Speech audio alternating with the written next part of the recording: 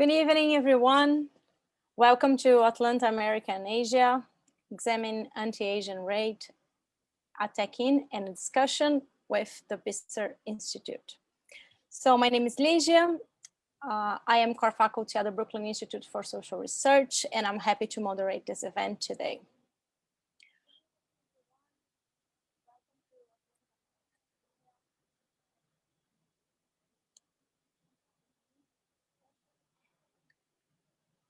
So,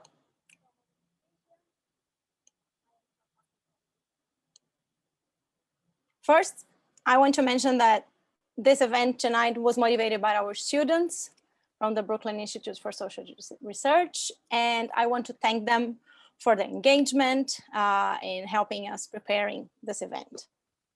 Second, I want to thank our panelists who will introduce, I will introduce in a second. They will share their thoughts and help us to respond to questions from our students. But before I do that, I want to let you know more or less how we are proceeding tonight. So we will start our panel with an introduction to the Atlanta events and the current anti-Asian discrimination. Then our panelists will share some initial comments. They will have about 5 minutes each to and then after we will respond to students' questions. So to start, I will introduce our panelists first. So our first speaker tonight will be Tobita Chow. He is a director of Justices Global, which is a project of People's Action. Tobita has organizing campaigns for corporate accountability and racial and economic justice in Chicago since 2009. He was a key leader in bringing Moral Mondays to Illinois, served as chair of the board of directors of the People's Lobby, and has led trainings on global economy and globalization on 3 continents. He co-founded Justices Global. He holds a master's degree in philosophy from the University of Chicago and a master's degree in divinity from the Lutheran School of Theology at Chicago. Our second panelist tonight is Kate Doyle.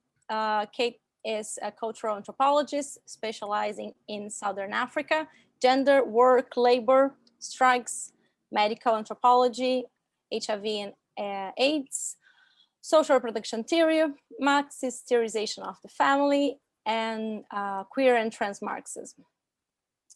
They are an editor of Spectre Journal and have also written for The Nation and many other venues. Kate is a PhD candidate at the CUNY Graduate Center Department of Anthropology and teaches at Brooklyn College in addition to the Brooklyn Institute for Social Research. Our third speaker tonight is Patrick Blanfield. He is an academic and journalist. He holds an AB with honor in literature from Harvard College and a PhD in comparative literature from the Emory University. He's also a graduate from the same institution. And Patrick writes about gun violence, trauma, religion, masculinity. His work has appeared in the New York Times, the Washington Post, and many other venues. And our fourth panelist tonight is Ajay Chaudhary, and he is the executive director for the Brooklyn Institute for Social Research and core faculty member specializing in social and political theory. Ajay holds a PhD from Columbia University and a master's from the London School of Economics. His research focuses on social and political theory, Frankfurt School, critical theory, political economy, political ecology, and etc. So to start tonight, I will ask Patrick. Patrick, can you please start us by recalling a little bit the debate, the event and the debate about the Atlanta shooting? Sure. Can you hear me? Is that audible? Yeah, cool. Yes. It's thank you. It's a real honor to be with everyone else here tonight. So yeah, I'll just take 1 minute or maybe 2 or 3 and just very concisely describe the events that happened back in March in Georgia. And I'm gonna try and do that in like the most minimal way possible, and try and be as like sort of clinically descriptive as I can. And I think that's really important because, as I suspect we'll be exploring, the way these events get sort of narrativized and framed imposes certain like logics of causality and significance, and predispose us to various types of responses, etc. And there are all these pitfalls and ways in which that can disperse attention, etc. And I think with this episode of large scale public gun violence, but also I think with all gun violence in this country, and most likely in general, the most important thing is just the events speak for themselves independently of the framing, right? And so I'm just going to lay that out very concisely and narratively in the most minimal and straightforward terms. So on the afternoon of March 16th, a 21-year-old white man whose name I'm not going to say, and I'd encourage us not to say it as much as possible. If we make mistakes, it's fine. But buys a semi-automatic 9mm handgun in Georgia, entirely legally. There isn't a waiting period for such things in Georgia. You can walk in and buy one, and then proceeds to go on a shooting spree that takes him through multiple counties in the greater Atlanta metropolitan area. So that's like the most basic way to sort of like describe what happened, right? This unfolds over the course about 3 or 4 hours, and ends with him his vehicle being arrested, being stopped by police as he attempts to flee or make for the Florida border. Right, so that's just like the basic beginning and end of the story in this tight way. In terms of what sort of specifically happens, the most important thing I think is to just straightforwardly state the character, like the body count, right? These events leave 8 people dead. 6 people are killed immediately. 1 dies en route to the hospital. Another one dies while there. And of those 8 people, 6 of them are Asian women, right? Or women of Asian heritage, of whom 4 are, I believe, of Korean background. I think 1 may have been a Korean citizen. The other 2 victims, a white man and a white woman, and there's also, I believe, a Guatemalan man who's wounded in this episode, right? In terms of where this specifically happens, he's in a car and he goes between 3 separate locations in the general Northeast Atlanta area. If any of people are watching this are familiar with Atlanta, this isn't like the Cherokee County, Buford Highway sort of stretch, which is just on a personal note kind of eerie. I'd just drive around there basically 3-4 times a day. I'd pass these specific sort of sites, and the sites in particular are what have variously been described or self-described, if you look at their websites, massage parlors, spas, etc. Right? I won't get into like the specific like character of what the jobs were of the people who were working at these places, because that's above my pay grade and outside my ken. This happens over the course of, again, 3 or 4 hours, right? He spends a brief period of time in one of these places and it's unclear what happens there. And then he proceeds to sort of shoot his way down this sort of exurban kind of strip. It's basically one city rolls into another. And it's, I should also say too, that it's like off right by a highway and there are all these like strip mall type things and there are various head shops and, gas stations, etc. You can find pictures of this online if you want. Yeah, and then he's stopped by George. It's at a certain point that the Cherokee County Police Department is called. They seek to pursue him. The Atlanta Police Department tries to pursue him. The FBI is involved at some point in that afternoon, and finally Georgia Highway Patrol stops him by slamming his car in what they call a pit maneuver as he approaches the Florida border.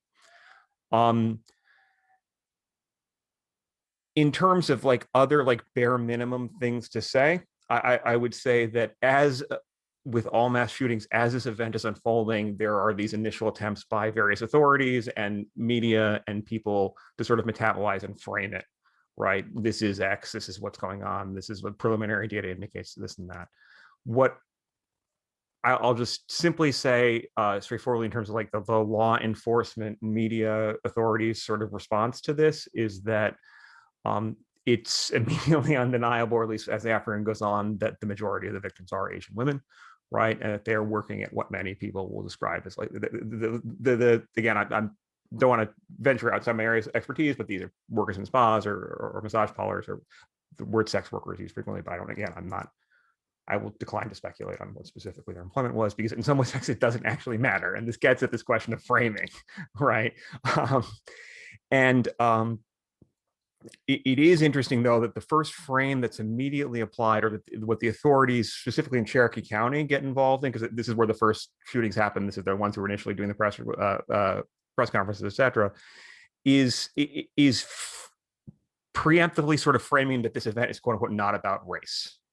Right. And so the other sort of salient bit that I kind of wanted to stipulate here, the background that emerges about this, again, 21-year-old white man, and the sort of the frame that the police kind of problematically narrate, but then later he himself has articulated through his lawyers, et cetera, is that no, this is not about race. This is a question of a quote unquote sex addiction. Again, we'll bracket how that the status of that as a diagnostic category, and let's also just upfront flag that like framing this as a question that's like it's about sex addiction versus race sort of sidesteps the entire question of why specifically Asian women are where he enacts his whatever his problems are in that domain.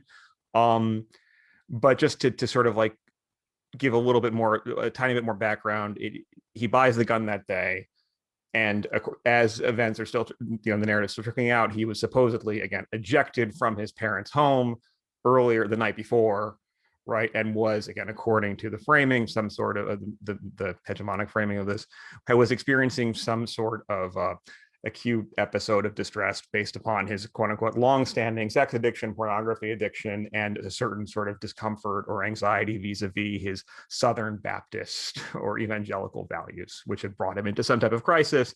And then he, again, this is just, I'm not endorsing this framing, I'm just laying this out as a majoritarian one. He enacts this through going on a mass shooting spree that unfolds over 3 hours. And it's very striking too that the other thing that people may remember about this event, and I say that again because like there's a similarity that's imposed on all mass shootings, but also they come so quickly that they kind of bleed into one another. But there was this particular moment that I think was salient for our collective metabolism of this, where the captain of the Cherokee County Sheriff's Department, a man named Jay Baker, gave a really kind of heinous press conference, and among other things, kind of undecidably paraphrased / spoke on behalf of / parlayed the shooter, which is what we can call him, just the shooters, express motivations, and in the context of denying that this was first and foremost about race, said he was pretty much fed up and kind of at the end of his rope, and I guess it was a really bad day for him, and that is what he did. So I can, after that, there have been a series of interventions by policymakers and activist groups, et cetera, and their calls for it to be framed as hate crime or not as a hate crime, to understand it in relation to an increase in anti-Asian violence, right? Whether carried out by individual vigilantes or quote unquote mentally ill people, or as being grounded, and none of these things are exclusive, right, in majoritarian political discourse, in Trump anti-China rhetoric, et cetera. So like, but that's the bare bones of what happened, and what, again, that's the story that he's sticking to, and that the cops and like mainstream media are. So that's the background. Thank you very much, Patrick. This was great. Now I want to ask you to start with your initial comments. Maybe first, Tobita, the floor is yours. Thank you. So I want to speak a bit to the overall trend in the rise of anti-Asian racism and acts of harassment and violence since for a bit more than a year now. And this is a little awkward. I feel like that overall there's something awkward about how this discourse has unfolded, because I mean, Patrick mentioned some of the complications here. Like the mainstream discourse about anti-Asian racism really blew up following the shootings in the Atlanta area. But there are, like, as best as we can tell, some very specific features of that shooting having to do with, I mean, as best as we can tell, and this is kind of speculative, but it seems like specifically racialized misogyny. And what connection there might be, if any, with what was going on in the shooter's head and this overall trend in anti-Asian racism is like very unclear. But it has occasioned this this discourse, increased discourse around anti-Asian racism. So I'm going to make some comments about that, and if this works, yes, great. And so part of the conversation has been, and this is a bit at the margins, but it has been, it has appeared in mainstream political and media discourse, that there is some kind of connection that we should worry about between the rise of anti-Asian racism in the past year and the increasingly hawkish narratives towards China. Like there have been articles about this in the Washington Post and in mainstream media. It's a thing that mainstream Democratic Party leaders are at least sensitive to. They know they have to sort of, we could say, like cover their ass over it at least. So I want to quickly look at some narratives that we know are showing up in incidents of anti-Asian racism and how they are connected to some of the narratives about China. So this is connection between racism and narratives towards China is part of these growing US-China tensions, what some people call great power competition or so-called new Cold War narratives. So very common set of narratives that show up in incidents of anti-Asian racism are that you caused COVID. We can see a connection here with, I mean, this has gotten the most attention, the use by Trump and others on the right of phrases like Chinese virus, Wuhan virus, and so on, which is part of a broader narrative that China caused the pandemic. It's about scapegoating China for the pandemic and shifting blame for the mishandling of the pandemic here in the US. Another narrative that shows up in racist incidents is you're taking our jobs, it's your fault that we're out of work, that kind of thing. That is connected to narratives about how China as an economic threat to the United States, a framing of US-China economic competition and how the future of the US economy and the future for US workers is dependent on us beating China in this economic competition. This has shown up in at least a few incidents that I've heard about in the past year. It was also famously what was invoked in the murder of Vincent Chin outside of Detroit in 1982, when at the time the narrative was that Japan is an economic threat, which led to this Chinese American man, Vincent Chin, being murdered in 1982. That was at a time of a different Asian threat in dominant US discourse. And then finally, this is also becoming more and more common, I think, narratives that you're a Chinese spy or you're a CCP agent, that's the Chinese Communist Party. So accusations that Chinese people or people who look Chinese are somehow working on behalf of the Chinese government, that they're here to spy or whatever. And this is connected to a set of narratives around China, about how China is an espionage threat, how China is a military threat, concerns about so-called Chinese influence campaigns, which are very poorly defined, but this idea that somehow the Chinese government is working to influence US society in these sinister ways. So what we have on the right are a series of narratives about China that translate into acts of racism against people of Chinese descent or people who, quote unquote, look Chinese here in the United States. So here, I think these connections, I think, are like very clear. The reaction to this, I want to talk a bit about. So on sort of the liberal end of the political spectrum, among most Democrats, what you see is an aspiration to be anti-racist and to avoid feeding into this racism in these ways. And what that has led to is, though Democrats will carefully avoid this first idea, this first catchphrase of Chinese virus and so on. That was not true from the very beginning. Early last year, Democrats were using this phrase as well. And it's in response to pushback from Asian American political leaders and activists that they quit that early last year. But at the beginning, they were doing this as well. As far as these other narratives go, though, Democrats still seem pretty happy to deal in them, even though they say they want to avoid feeding anti-Asian racism. It's just some quick examples. So here is Secretary of State Blinken earlier this month saying, he's criticizing China, saying that we need to get to the bottom of the COVID-19 origin, and accusing China of not being sufficiently transparent around the origins of the pandemic, which is true. There are issues with the Chinese government's transparencies around the origins of the pandemic. But what this is really doing is sort of feeding the sort of right-wing narratives and conspiracy theories that maybe the pandemic came out of a virology lab in China or something like that. So it's sort of like playing to right-wing conspiracy theories about the origin of the virus. And I think that from the perspective of anti-Asian racism, like that's very dangerous. So I will note that, sorry, let me move on from here. In terms of US-China economic competition, most Democrats are going very heavy on this. So this is the White House announcement of the infrastructure bill, the American Jobs Plan. 3 sentences in, China shows up. We need the US to outcompete China. And this idea of US-China economic competition has featured heavily in the White House, President Biden and other Democrats' discussion of the infrastructure bill. It features a lot in a lot of other proposed economic packages that we need to engage in this public investment in order to beat China.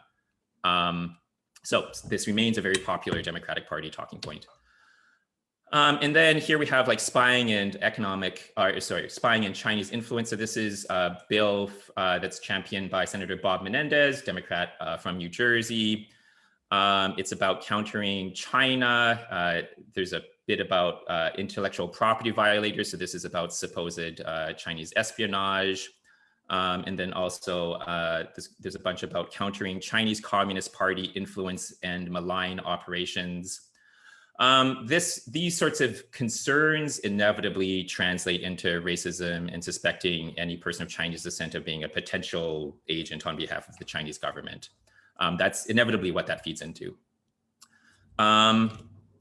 Let's see. I should wrap up now, so I won't discuss this in depth, but just to look at some of the reactions from the right, I think are important. So this is from the director of the Center on US-China Relations at New York University. So fancy academic person says, I do not believe there is widespread anti-Asian sentiment in the US. In fact, the competence and industriousness of many ethnic Asians is frequently admired.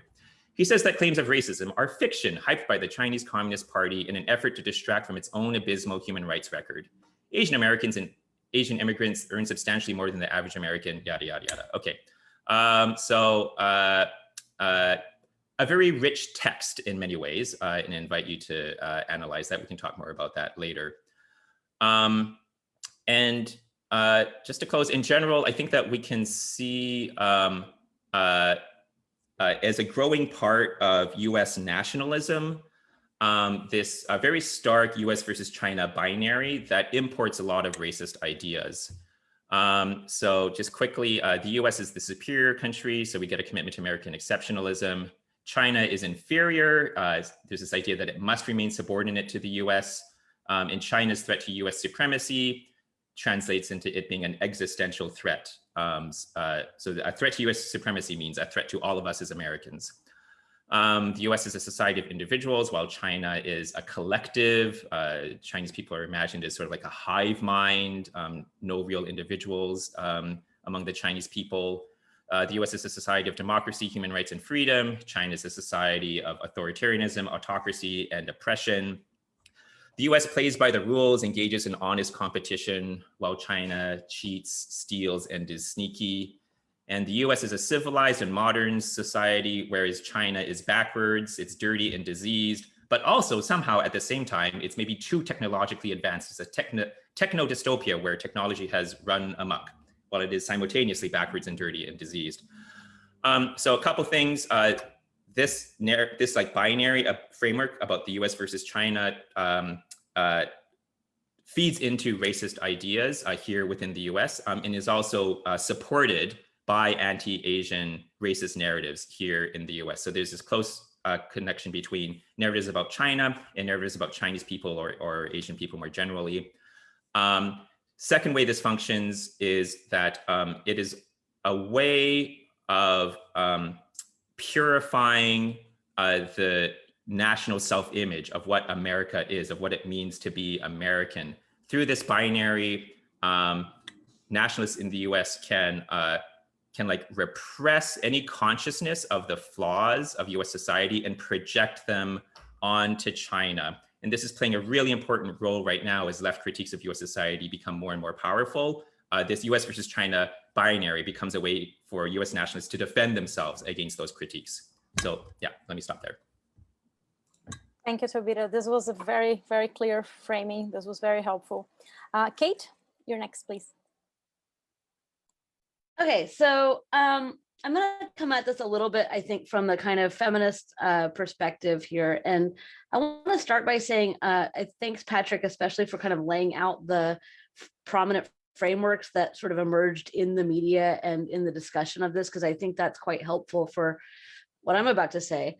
I really think that exactly this kind of debate about this is a racist attack versus this is a product of sex addiction really points to the lack of attention to misogyny involved in this, right? Is it racism or is it sex addiction? Well, sex addiction looked at the other way, right, is a misogynist, victim blaming kind of declaration of misogyny as a main motivation for these attacks, or main cause for these attacks. And when I say motivation, I actually also want to bring up something I think that's important, which is that came out implicitly in both of your comments so far, which is that there's a certain kind of tension between centering the victims of crimes like this, right, which is what we want to do given the kind of eliminationist effect and meaning, right, of these kinds of mass shootings on individual people and on, communities as a whole. But there's a tension between that and explaining them, I think, right? Because in fact, victims don't cause mass attacks, right? Shooters cause mass attacks, right? And the kind of conditions that produce people who, for whom it makes sense to do something like this. And so we have to, I think we do actually have to look at both. And we have to look at both kind of sides of this question, I think, to get at exactly what also you both pointed to, which is the simultaneity of this question of racism and misogyny. But also, it's not just, I think I want to elaborate that it's not just racism and misogyny, it's also stigma against sex work, which many sex work activists call whorephobia. It's actually about the kind of precarity and workplace vulnerability of many low-wage workers and immigrant workers in this country. It's about xenophobia, which of course can apply to immigrants and to non-immigrants. It's about, and particularly that's true when it comes to contagion narratives, right, in this moment of a pandemic. And I think even thinking through that kind of sex work, the sex addiction explanation has a certain element of that kind of a contagion narrative. And if we look back in the history of the repression of sex workers, the scapegoating, targeting, and really a criminalization of sex work, contagion plays a huge role in that history, right? Going back centuries. And I think it's not a huge coincidence that there's this particularly kind of attack that's infused and informed by that kind of xenophobic, racist, whorephobic violence in the middle of a pandemic, right? In the middle of this pandemic, where the disease itself is being stigmatized as being somehow inherently Chinese, or even actively coming from China in some sort of nefarious way. So the reason I say that we have to look at both sides is because actually those things don't match up on either side, right? One of the things that we know that's kind of very particular to anti-Asian racism is a kind of total inability to distinguish between a huge diverse variety of East Asian cultures and broadly Asian cultures, right? And so, if your attacker doesn't care what your ethnicity is, right? You can be affected by xenophobia even if you're not Chinese, right? You can be affected by any form of anti-Asian racism, whether or not that actually applies to you. And I think it's important to look and see that that is also true of whorephobia and stigma against sex work. One of the sort of debates that came out in this discussion of this event, I think, is about whether or not these workers who were killed, the 6 women who were killed, were in fact sex workers, right? And that's itself a really complicated question. Identifying yourself as a sex worker is a very political act, and people in all kinds of jobs do that. And so it's not just a question of facts about what specific jobs were people performing, but it's also about how did they think of their own work, how did they identify, to what degree were they organized. And in another way, it doesn't, we don't need to know exactly what jobs people were doing to know that the question of stigma against sex work played a role in justifying this violence to the killer, right? And that, I think, is clear in his own kind of explanation for what it is that he's doing. And so there's a way in which trying to clear people's names of being sex workers is understandable in a certain sense, right? For people who find that to be a racist, stigmatizing assumption, which it certainly can be, but it's also kind of irrelevant to whether or not to the motivation, and it can in some ways reinforce the stigma against sex work, right? And this is one of the places where we see intersections of racism, xenophobia, and misogyny hit specific populations in other kinds of intersections in many different ways. And I just want to point that out, that like there are groups of women and other people who are often assumed to be sex workers in a stigmatizing way, in part because of racism, whether they are or not, right? And so this is true of anti-Asian misogyny. Is also often true of anti-Black misogyny, misogynoir. It's also often true of trans misogyny, right? That whether or not you are in fact a sex worker, you might be arrested for being a sex worker, right? The assumption might be that you're a sex worker. And the assumption might be, in the case of anti-Asian misogyny, that you are an immigrant or an illegal immigrant, whether or not you are, right? There was a very tragic case here in 2017 in Queens of a massage parlor worker leaping to her death out of the window in the midst of an ICE raid. And I think it really speaks to the way in which criminalization of sex work actually feeds into the stigma against sex work, violence against sex workers, and then violence against anybody who might be perceived to be associated with sex work, whether they are or they're not, through kind of racist narratives, through xenophobic narratives, through homo and transphobic narratives. So that is a lot. That's a lot of sort of complicated thinking through, but I wanted to help us frame it that way so we don't kind of get into the weeds of trying to debate the specific lives and actions of victims that might have played into their victimization. Because I think we can look at the ways in which those conditions simultaneously create vulnerability for specific groups of workers and specific groups of people. And that's one thing. And then on the other side, those very same narratives create the conditions for justification of these kinds of violent acts for the perpetrators. But they're not intersecting in the same way on either side, right? If that makes sense. They're intersecting in different ways in both cases. So in order to think through that, one of the things that I found really helpful was looking at the statement by a Asian sex worker organization, Red Canary Song, here in New York, and they put out a really great statement. I encourage people to take a look at it, that I think said all of that in a much shorter, briefer, and more succinct way that I just did. And I also encourage people to really think about this question of criminalization of sex work, because it's something that's come up, I think, a lot sort of broadly in the discussion of this event, but also kind of internal to Asian American communities, internal to feminist debates about sex work, which is really, do we need more policing, right, in order to reduce the vulnerability of people who, have been potentially coerced or trafficked into low-wage service sector jobs of many kinds, or are police part of the conditional vulnerability to these kinds of attacks? And I would argue very much the latter. And in my thinking, the people that I've looked to and read to think about that are include Laura Augustine is a Sex at the Margins is a book I would recommend.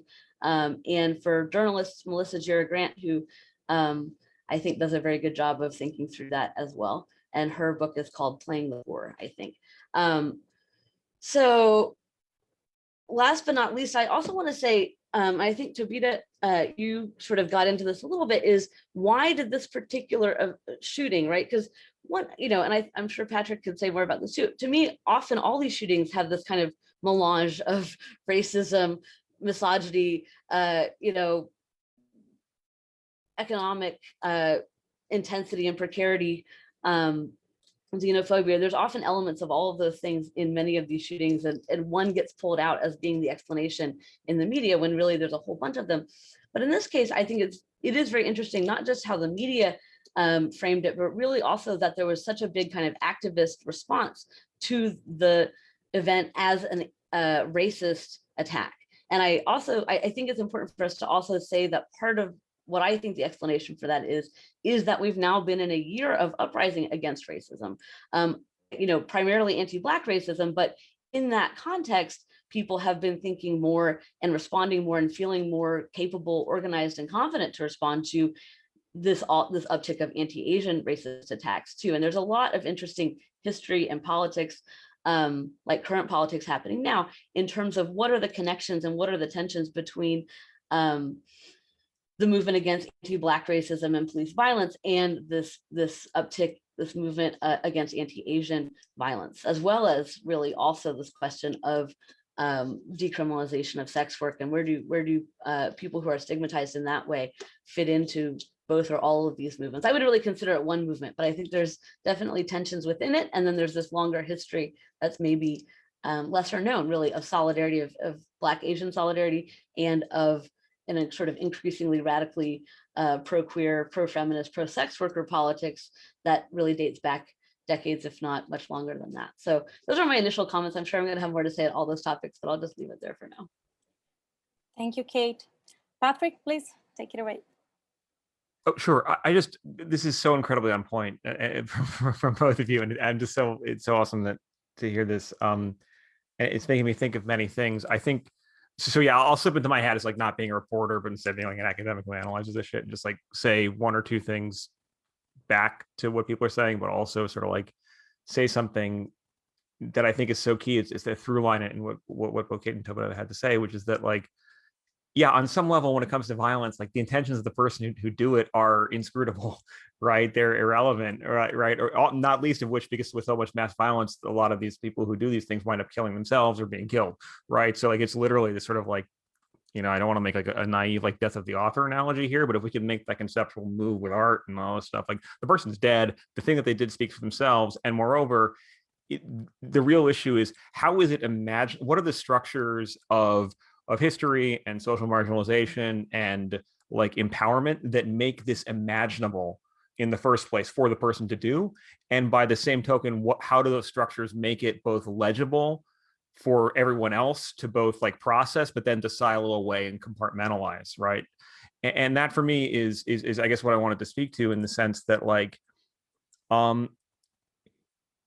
it's very striking how like part of what I've been doing in my work, and I do this in my book, is like go back to different watching in real time as these sort of narrative modes of conceptualization and framing are applied to given episodes of mass violence, right? And for me, like some trauma theory is a little helpful here, in the sense that like one of the ways in which people metabolize trauma, for better or worse, is by sort of compartmentalizing it, right? And which generally means you impose these kind of monocausal narratives, right? This was done because this was not this. This is what this person did, and it just stops at this person, right? And we can see these mechanisms applying with this one, right? This was just about sex, it's not about race. No, don't, right? Or to use another kind of relevant example, when say it comes to domestic violence on army bases or partner murder, right?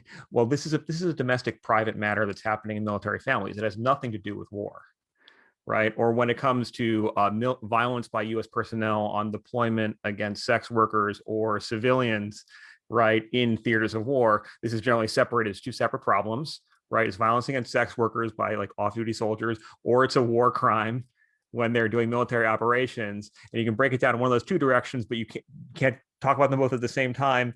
And heaven forfend, it's connected to, the problem of, say, like soldiers killing their partners on bases stateside, right? Which is all to say that these mechanisms of like compartmentalization and making things sort of like tidily separated are about protecting certain structures, right? I would argue. I mean, they do other psychic work too, because we don't like to think about how horrible this shit is or how it keeps on happening, but they're very much about preserving certain types of boundaries, right? It's about being, well, what happens on the battlefront is different from what happens at home, right? What happens in the house is different from what happens in public spaces or in a business, et cetera, right?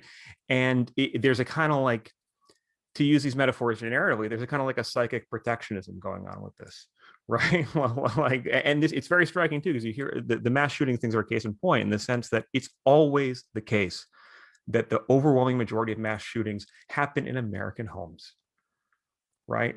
And they're generally intimate partner violence, right? It's men killing women and their partners and families, right? And so, and much of the discourse about like things returning to normal, people are like, well, mass shootings are back. Well, in fact, mass shootings never went away, right? And in fact, they are up in the domestic sphere as well. But the reason this narrative, this sort of framing is employed, I would argue, is precisely because we have an investment in certain logics of public space, certain logics of private space, and certain distinctively gendered hierarchies about who gets to kill whom and what's an individual problem and what's a social problem, right? To this example, sort of specifically, that I'm thinking about, like here, I was thinking about, I was trying to like roll back previous events that this event sort of echoes, right? Because the other thing about why I think trauma is a helpful way of thinking about this is that if you keep the way that if you keep compartmentalizing, if you keep narrativizing in some particular ways, what that also generates are structures of repetition, right? If you disavow making these connections, it outs. Stuff happens again and again, over and over, right? And the ones that immediately sort of leapt to mind here, again, you perpetuate this basic structure, is like, well, Stockton in 1989, right? And this is, again, part of my work. I kick off my book with this, but analyzing this event where another shooter whose name I won't mention, but who is the child of a Vietnam veteran, is in his early 20s, gets an AK-47 and opens up on a schoolyard in Stockton, California, right? And I think wounds like 30 children, kills 6, right? And if you read the framings of this, if you go back to the minute-to-minute parsing by media and political authorities, right? It's, well, this was an act of mental illness. This was had nothing to do with anything else, right? This was an act of the simple availability of guns to corps, right? And you can even, never mind the fact that one, the man wore combat fatigues while doing it. Never mind the fact that he had been arrested with like white power literature before in the past. Never mind also, and this is a thing that always speaks for itself, the majority of his victims, right?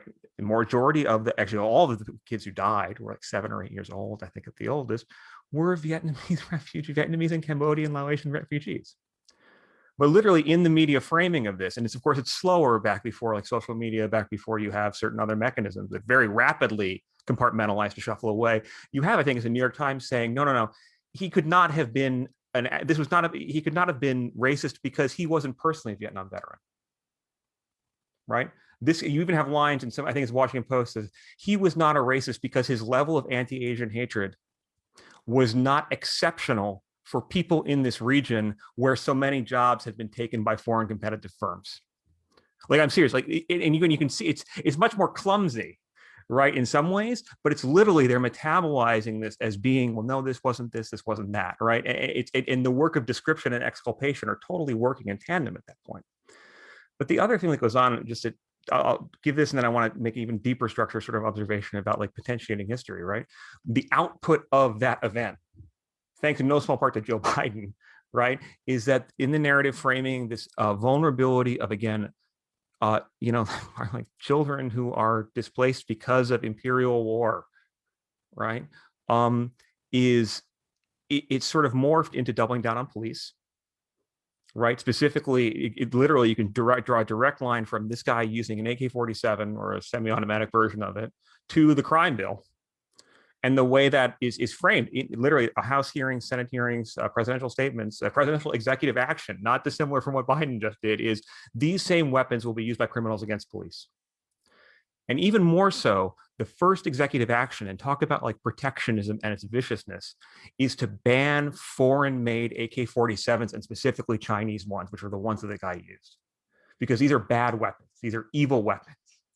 And that's why you still can't get an Orange AK-47, even semi-automatic, in the States today. So literally you have a massacre of Asian children by white supremacists. Again, he's caught with Aryan Nations literature that becomes a reason for the state to double down on anti-Chinese arms export protectionism. Right.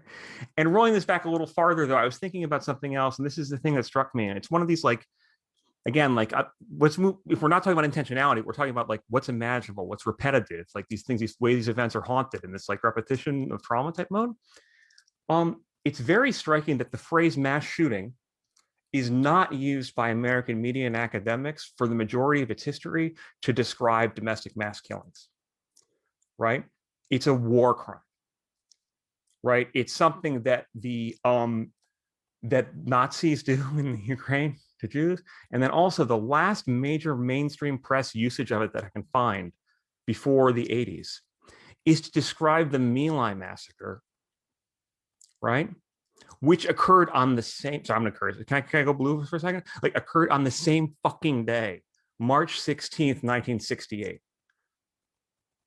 Right? So that there's a talk about like repetitions and transferences of the things, right? Literally on the same day, 60 years prior, US soldiers machine gun Vietnamese women, children, and non-combatants, also gang rape, killing children, etc. Right? And that's like a basic thing beneath this, right? And now we use it to describe this sort of exemplary exceptional event.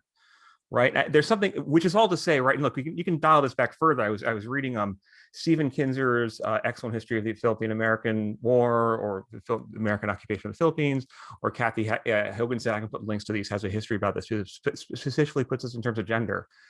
But it is absolutely the case when you go back to the first like imperial adventurous deployments of basically counterinsurgency soldiers by the US empire at the inception, the 1890s, right? It's all underwritten on the one hand by explicitly gendered calls to manliness, right? It's all about Teddy Roosevelt being, I have some quotes here, but honestly, it's just like such incredibly horrible, vile shit. I'm not even going to read it, but it's all about like, there's a strenuous manly exertion of imposing empire. And yes, literally over and against consent, explicitly, the people, the American political figures, including the early anti-imperialist league, which is, includes like Booker T. Washington and others, is an intersectional anti-imperialist movement, right? Their preoccupation with consent is feminized, and their invocations of the consent of the governed is seen as irrelevant. And then moreover, it's all underwritten, and this is another echo of what happened in Atlanta, with appeals to Christian salvation, right? Like President McKinley literally has, I'm not making it sound so wild, has a vision from God in the White House telling him that the reason we need to go to war, the US needs to go to war in the Philippines, is to save Philippine souls, right? And if you read the congressional hearings about this going into it, the description of what exactly is endangering the souls of Filipinos, right? People of Tagalog, et cetera, ditto for Hawaii, right? Is one, their sexual lasciviousness, right? They're decadent, they're violent, they're lugubrious, it's all those other like 19th century things. Basically, they're filthy and sexual, and we're fascinated with them. And also they're contaminated by the Chinese. It's right there in the beginning, right? The reason we don't want to admit Hawaii, the reason we're worried about the Philippines, is because there's this hefty Malay Chinese population there, right? And then when soldiers go over there, and there are the inevitable mass shootings in that old war crime sense, when there are the inevitable rapes, when there is the proliferation of violence against civilian women, right? They themselves as victims are blamed for it because their own savagery has elicited the savagery, and these people are coming over to save them, right? In other words, it's a doubling down on the vulnerable and a emphasizing of the prerogative of well-intentioned white men to go over there and kill them and have sexual access to them. And like there's a combination of both like the right to kill and the right to sexually abuse, and essentially disposability of life and sexual access are totally fluid and totally coextensive at that point. And I think it's I mean, there's more to say here. I think you talk about like violence, like mass shootings committed by U.S. personnel against women in Asian theaters throughout this. It hasn't gone away. It still happens. But I think what I'd sort of like say here, just to put this pithily, is that there's a kind of protectionism on an ideological or psychological sense, where it's like the war crime as the exceptional thing that happens over there, and the hate crime as the exceptional thing that happens over here. Right. And I'm not gainsaying the existence of war crimes or the horribleness of hate crimes either. Right. But these as terms of power right, which are defined by authorities in the media or otherwise, right, that a lot of that sort of is about articulating those things as exceptionally bad is about actually reinforcing and protecting a basic structure of a normative type of violence, right? Like to give it the classic example here, I'm thinking of Kay Whitlock and Michael Bronski's book on hate crimes law, right? When Daniel Holtzclaw, the police officer, to go back to this again, because we're going to double down on policing now too, apparently, as a policy solution. When a police officer systematically rapes 30 or 40 women in the Oakland area, right? He's charged with rape and sexual assault. But again, the authorities, this is not about race. This is not a hate crime against women. In fact, the idea of a hate crime against women is sort of alien to them to begin with, right? Which is all to say that, like, I think that there's a deep structure of masculine entitlement, of human disposability that's deeply gendered, it's fundamentally racialized. And that's the potentiating thing. That's like the constitutive grounds for a lot of, for why both the authorities and the people who pick up on it, again, and whose intentions are irrelevant because they either die or kill themselves, or, we don't want to hear from them, we shouldn't name them, right? That's the thing that we keep on doubling down on. That's why it keeps generating it, right? Or that's part of it, a fundamental part of it. And I think just making those connections with it, which I feel everyone is doing here so eloquently and astutely, is so vital. So yeah, that's my piece on this. Sorry. Thank you, Patrick. Ajay, now your initial thoughts after all these, I think. Yeah, it's a lot. Very difficult. Yeah. Thanks. I'll just say a few things. And it's apropos that Patrick sort of ended us on this sort of like psychic and ideological protectionism, because I think what I really want us to I want to pick up on some of the strands that Toby started us with, right? With the sort of political rhetoric and how this is kind of like, there's like splits in the political project, but there's actually like broad agreement on the like, right, on the part of American political elites and media elites. And I use that word like, now I'm being like serious with that word, right? Like, not in some kind of like hand wavy way, like, right, people who have influence, and amongst certain parts of American capital, but not all parts of American capital. And that's a very complicated story,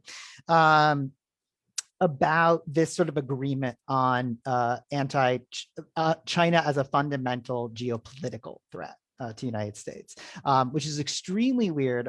Toby sort of scare quotes mentioned the sort of new Cold War.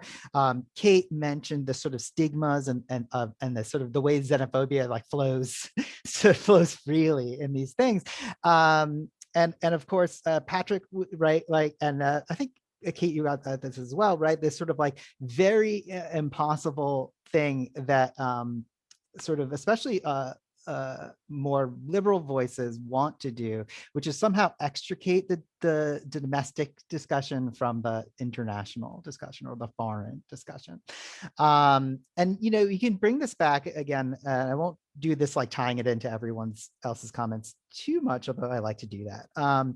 But right, like if you go back to what Toby started us with like the China virus stuff, like go back and watch like MSNBC coverage, right? The good American liberal channel, right?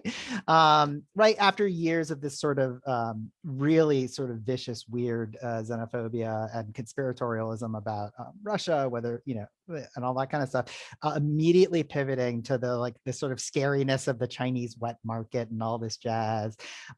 Most people who really like study the right, like it's funny, Patrick, you said several times the facts speak for themselves. They need a little bit of a push down the street. Like part of what we're doing is unearthing, right? Like, and like a lot of people who work on the sort of the virus side of COVID, right, are like, well, no, it's like encroachment of human populations on natural things. It's very likely that during the period that we are currently in, which is a period of accelerated anthropogenic climate change, you're going to get more and more.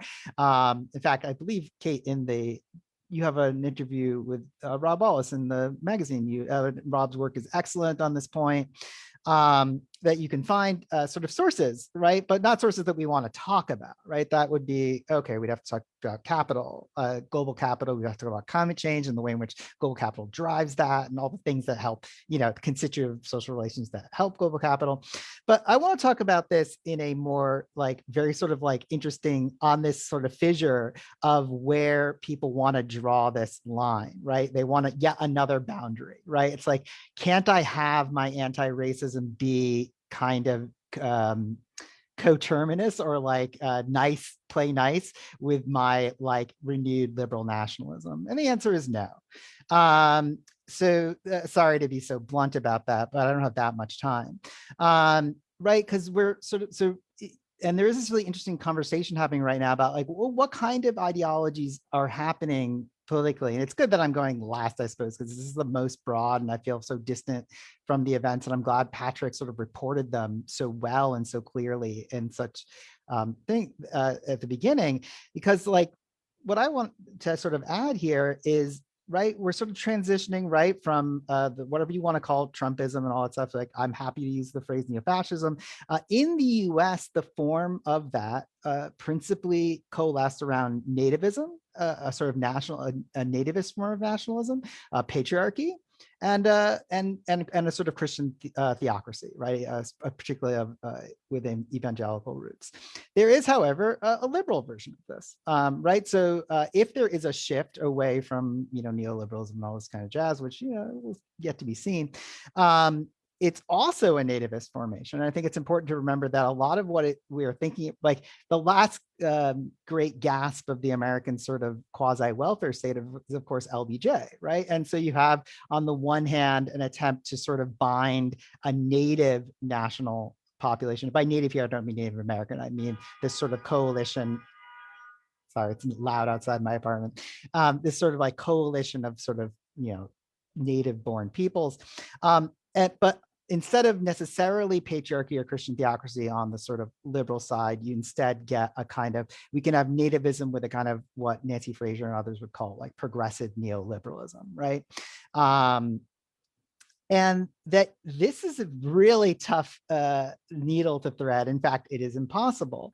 If you go back in the history, but it is also, it's not that it's impossible, but you can try, and it is very ideologically sticky, and it has a long history. So for example, if we go back in American, I hate to say it, but in American labor history, right, and an American racial sort of legal history, right, we find the principal case, which I assume a lot of listeners probably have heard of, but which I'll sort of lay out here, right, going back to the late 19th century, 1882, I think, although I should have actually put that in my notes, you get the Asian Exclusion Act. The only explicit, Trump got the Muslim ban through his weird executive order thing, and it was only partial. This was the only actual American piece of legislation that explicitly cut an entire people off from access to US shores, basically.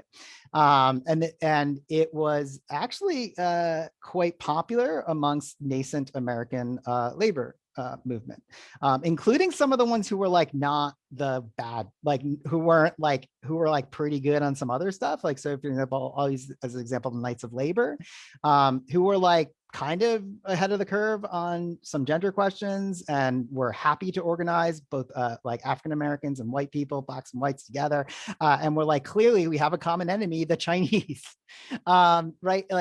This is something that goes way, way, way, way back. But also stretches into this moment in a real way, right? So it's really good that we sort of scare quotes New Cold War, except that the only non-scare quotes part is that some people really want it to be a Cold War. And whether we call this thing liberal nationalism, or the American version of Macronism is the way I often promote it. And it's much more dangerous here because there he just gets to pretend to be an imperial leader, but we in fact are imperial, an imperial country with that kind of power. That this kind of political move sort of can help to bind people together into new political formations, of which this kind of event should be expected, right? That it is always, and I'm going to quote, it was Toby who said this, right? That there's these incidents of racialized misogyny if you are involved in a national imperial project and you are actively promoting it, and it is about, right? That the last thing, Toby, that you showed was so good. That like statement from like Danoon, right? Right, because of, I mean, we'll get, and I know some of the student questions are about things like model minorities and stuff, and that is a rich text. But right, if you're going to be going through the process of that kind of political project, right, to avoid the crises of liberal democracy, of which there are myriad, right, and ironically, of which countries like China, other East Asian developmental states like Korea, other sort of whatever you want to call them, communist, post-communist states like Vietnam is a really good example. Cuba have done spectacularly well during the COVID period, have really shown how you can have really collective state function work quite well, and no liberal democracies, but I should say this. Basically, Europe and the US are a giant basket case in this stuff. And there is a displacement here. And I think we should also talk about other forms of displacement, maybe when we get into questions. So there are these sort of two political formations. They can't help but, like, you can't unscrew one from the other, right? You can't, the thing that Patrick was talking about boundaries is so real, right? There's no way that you can actually take one out from the other. And this goes way, way, way back historically. And the thing, so you can talk about the Exclusion Act, but we can also talk about the Cold War, right? So you have this sort of xenophobia, you have the paranoia, the way that bleeds into domestic policy. Think about the waves of anti-Semitic arguments, waves of queer-phobic, homophobic, and other anti-queer sentiments that were going on at the time, and of course the Red Scare, and more broadly, were happening then. Of course, that the sort of thing I think I want to end on is that was happening in a system where there really were two world systems that actually could like nominally be described as somewhat separate, although like not 100%. Like, the Soviet Union traded with Europe and all that kind of jazz, and beyond the Eastern Bloc. But like having that today, when the international economy, when the global economy is so interwoven, right? And in which, in fact, it does not really appear that the Chinese are a state. And again, this bleeds. It's so funny because we end up talking about China, but most of the people here are actually like Korean and Laotian and Vietnamese. It's like, what the fuck? But in fact, right, these kind of, again, these simple border distinctions don't hold up analytically, conceptually either. To have that kind of politics today is horrifying because of what it means for because of the way in which the global economy is interconnected, but also because the kinds of challenges that actually face, like states like ours, countries, all kinds of people in the global north as well as the global south require like cooperation, even with the highly flawed, actually existing states of the US and China, right? And without these things, I'll just cite two examples, right? Climate is one of the most obvious ones, right? Unless China and the US are working together on climate, there is no climate policy. I don't care what any liberal Democrat says about that. It is as much a form of denialism as like, and denialism is basically done anyway. I just call it right-wing climate realism. It's not, you can't have both. You can't be like gung-ho American chauvinist and be like, we're going to beat the Chinese. You can't beat the Chinese at climate. You have to actually work together. And the other one, and unfortunately we can see how this is not happening, is with the vaccine nationalism. So the US has had actually, and this is not just with Trump, but also with Biden. Again, there's been a lot of continuity on this kind of xenophobia, nationalism stuff between Trump and Biden. There have been things, there haven't been continuity, and that's worth talking about maybe some other night. But the US has tried to, and not just tried, has successfully blocked many global South markets from getting access to Chinese-made vaccines. There's some arguments of some hand waving in there about like, oh, they're only 60% good as opposed to 70% good, like, or whatever it is. But in fact, the US is also not allowing full exports from US markets. So it's basically saying to places like Peru and others, like fuck you, not only cannot have ours, but you can't have theirs. And this is really what the outcome of intense geopolitical, even like saber rattling, but like it's getting above the level of saber rattling. Means at the domestic level, means the kind of thing that Patrick began us with. And I think at the, I hate to even use domestic foreign, but at the international level gets us this kind of like vaccine nationalism. And if you just amplify that, I forget who brought up IP stuff. Oh, it was also Toby, right? If you just think about IP laws and their relationship to stuff like technologies around climate, around trade, around all kinds of stuff. The idea of holding on to that from its like 1955, its JFK, its LBJ version is a disaster for the world. Thank you, Ajay. So now, well, you already addressed a lot of our students' concerns. So I'll start with some of their questions. The first one I was hoping that Kate would help us with, since she already touched this point a little bit. So the student said, Ask a Korean, the columnist of which reads the Korean language press, states that the murder workers were not sex workers. He explains that they were support staff, door graders, or meal deliverers. So Kate, can you tell us why is this an issue, or why this is, we should discuss this. Yeah, well, I think I laid that out a little bit abstractly in my comments, but I want to just be more specific, I guess, which is to say that, in a certain sense, like, I think it's not necessary for us to investigate which particular kinds of work individual workers were doing. And I don't think we actually know the answer to that question, but I think the motivation to say that people aren't sex workers is about defending people from the kind of racialized stigma that I think people are recognizing is part of the reason that they were vulnerable to this attack, that they were targeted for this attack. But at the same time, people who work in all kinds of aspects of certain kinds of service industries, who are organized will identify themselves as sex workers, right? Even if they're, a bartender at a strip club, once people are organized as workers in that kind of environment, often everybody in that environment will be self-organized as sex workers. So that definition of what kinds of work count as sex work is a political question. And it's one, that I personally think is best answered by workers. But also, so I think often when people kind of hear this, was this person a sex worker or not a sex worker, they're specifically thinking of like, are they performing sex acts for work? And thinking of very specific things defined as sex acts for work and so forth, in a way that actually organized workers tend to shift those definitions as a source of, change those definitions as a source of power, right? As a source of collective organization and self-identification. So on the one hand, it's understandable that people want to push back against the kind of racist, misogynist assumption of the kind of availability and disposability of racialized women, racialized queer people, and Asian women specifically, that I think is central to this question.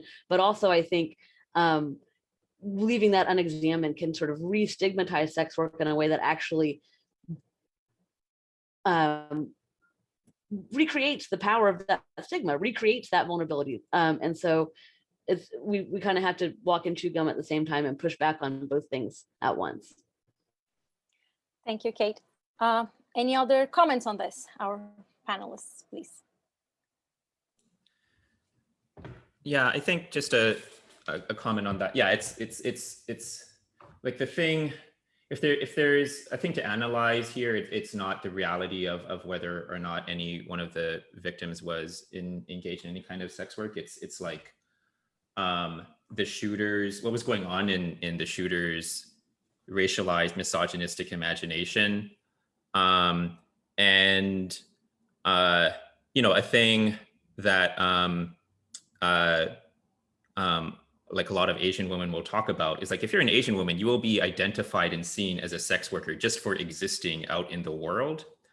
So there's like there are specific fetishized, like misogynistic narratives about Asian women, where in order to understand that, like you have to have an analysis that brings together anti-Asian racism, misogyny, prejudice against immigrants, and there's issues of class as well, and all these things are like wrapped up together. So yeah, I don't know. It's like there's been the beginnings of some discussion in mainstream discourse about these issues, but by and large, it's still quite marginalized. And there's a real, I think, question from the perspective of movement politics of like, how can we bring this like more intersectional analysis further into like actual politics, and that hasn't been done yet. I don't think. You know, it's great to see like groups like Red Canary Song get some mainstream media attention, but in terms of the political impact, yeah, this hasn't translated into political action in mainstream politics. Like it's all about hate crimes laws and stuff like that, which I think is quite dangerous. Thank you. Any other comments on this one? No. So I will ask Patrick to start responding the second question, but again, it's open after I'll open to you all. So does the rise in mass shootings have something to do with the increasingly organized white supremacy? Yeah, I think it's an excellent question. I think like without trying to like punt on it, I want to like sort of say like that I think a lot of to sort of like think about the terms of it, because I think thinking about the terms will help answer and clarify the question, right? Insofar as that I think that, and this is a general rule, a lot of what happens in this country in terms of talk about gun politics is just talk about race, right? Like that's just this straightforward thing. Like, and you can track this historically. Basically, there's a shift, the emergence of like gun control as a discourse, or even the idea of certain types of gun violence as being exemplarily bad and its own vertical thing in a newspaper, etc. I mean, this happens in the late 50s and specifically in the mid to late 60s, right? It's essentially a proxy discourse for anxieties about racialized violence, about urban dissent, about white flight, about dissident groups ranging from the Black Panthers to the American Indian movement, etc. Right? And so in some ways, separating the question of race from the phenomena of gun violence, it's like trying to unbake a cake in this country. Like it's the two things are baked in. You can't pull the flour out of the water, out of the whatever. But the point here, right, is so, which is also to say that like for me, like people like to talk about gun violence and like questions of the Constitution, right, and what's constitutional, what isn't. I think like to plan this, like it's much more a case that like we can think about like what's constitutive of this country, right? And that's essentially a certain type of franchise to own and deploy firearms in service of a social order that's all about white supremacy, right? But like I think the thing to think about too is that white supremacy it's a competitive participatory thing, right? Like you can participate in it up to certain points, right? I mean, I would argue, and I don't want to get too much into this, but like people become white by killing further abjected others, right? I think a productive way to view whiteness is basically like in a classic example here, maybe let's call back right to it.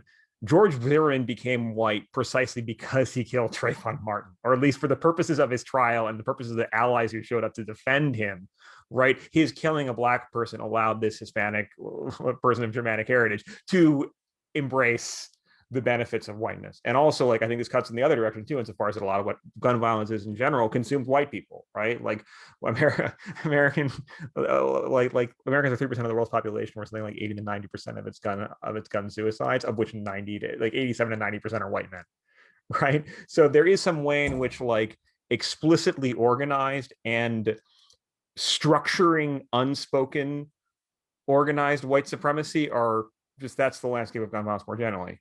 Right.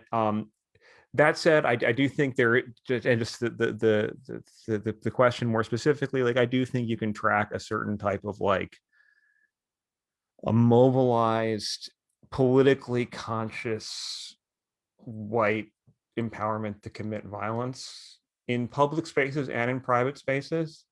as being sort of centered and newly emboldened in the public sphere. Like Kyle Rittenhouse being an obvious example, which also again points something else. The fact that Kyle Rittenhouse gets support from police, right, points to again how these sort of formal distinctions between the public and the private, between the state and the non-state, et cetera. It's again in a country where there's so many guns and vigilantism is constitutive, like holding to those distinctions is part of the problem, right? It's one of those another binaries you want to protect. So yeah, I mean, like in terms of like recommendations for the person who wants to pursue this question more, I would strongly recommend Roxanne Dunbar-Ortiz's work, but also just on the question of like historicizing when individual armed white men get to commit violence, or rather they always do, but when it's seen as a new thing or a thing that's forgotten. Kathleen Ballou's work, Bring the War Home, is crucial on this. And I would also point there too, that there are periods of explicitly emboldened state, if not state sanctioned, then encouraged and forgiven by the courts, white paramilitary organized violence.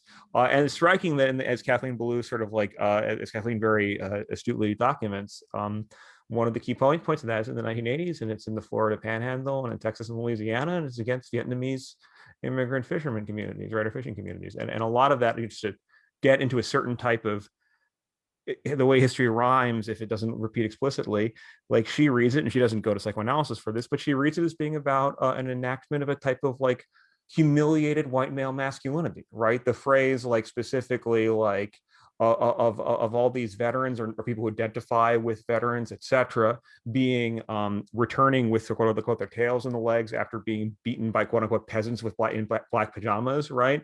Like they carry on a lot of people come back and they self-organize as militias, they self-organize as Klansmen, they self-organize as neo-Nazis. There's a rapprochement between neo-Nazis and Klansmen during this period, and a lot of that is about domestic, in the sense of not abroad, violence against racialized others who exist in one of these spaces where they also represent like communism, they also represent China. And this is what I was thinking too about something very astute that Toby said to begin with, right? The way in which we deal with stereotypes of the others, they can be completely contradictory, right? Like the idea that China is both a technological sort of like Gibson-esque cyber dystopia, but also like a squalid place of like filth and backwards. Like, again, that doesn't make sense in any logical proposition sense, much in the same way as that for the anti-Semite, like Jews can't both run banks, but also be communists who want to destroy the idea of currency. Like those don't make sense, but or at least they don't make sense logically. They only make sense as shoring up a certain sense of doing work for the person who articulates these